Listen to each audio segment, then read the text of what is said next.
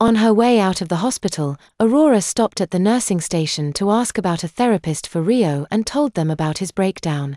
After this morning's tear-filled crying jag, he obviously needed psychiatric help. His recovery was taking longer than she expected. He'd suffered a major, traumatic, life-changing injury, so she knew he wasn't going to magically heal overnight and bounce back. According to the doctors, he should have been further along in recovery than he was. The staff reported him as being listless, almost catatonic at times. Lost in his own head. He never asked for a diaper change, wet or messy. They had to check his diapers. She was starting to think the shark had knocked Rio clear off his rocker. Instead of a husband, she had a deranged loon. She left the hospital and headed over to Kangaroo Jack's Cafe, a small hole-in-the-wall diner in a nearby shopping center. It was a well-known, favorite hangout spot with locals of all ages. Tourists passed it on by in favor of loud, flashy, already-known chain fast food and restaurants. It was relatively close to the beach, too. She and Rio used to come here practically every day. Now, the next time Rio would come here would be in a wheelchair or on crutches. She now had a disabled husband. It was a sobering thought. As Rose stood in line, she looked around the greasy spoon with a new perspective. Tables, chairs, and booths clustered together with narrow aisles between. This was an old joint. Judging by the black and white pictures cluttering the stained, faded wallpaper, it had been here since her grandparents were young. Maybe even longer. A wheelchair sticker on a booth was as handicap-friendly as it got. She'd have to park Rio there, then go get his food. Had Rio thought what his life was going to be like from now on? She doubted it. He barely tolerated looking at his leg. His mind was still on the attack, full of sharks. He was almost in tinfoil hat territory.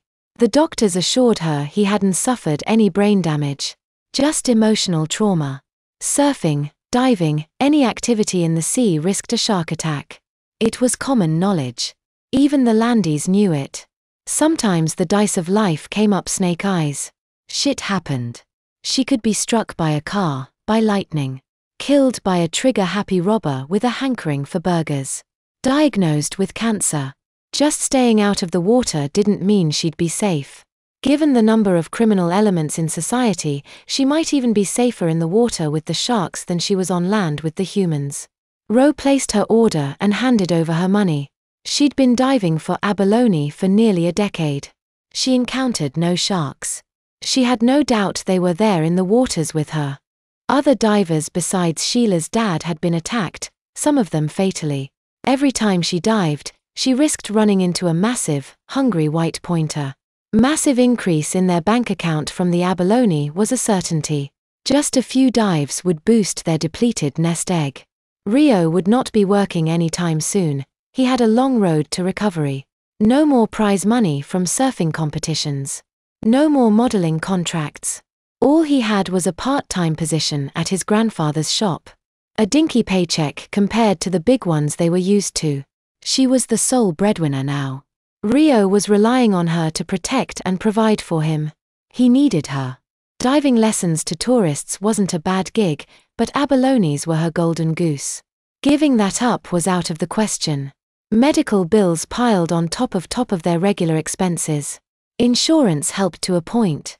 Now, more than ever, they could use some big, fat abalone paychecks. She took her food and wound her way through the crowd. People she knew called out to her. She waved back but didn't pause to chat. She passed by before they could ask after Rio.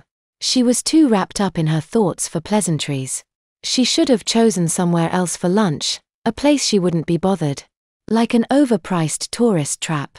She'd come here on autopilot, hadn't even thought about it. One look at Rose's tight, stressed smile was all the answer well-wishers needed about Rio's condition. They left her alone to settle down in an empty corner table by the window.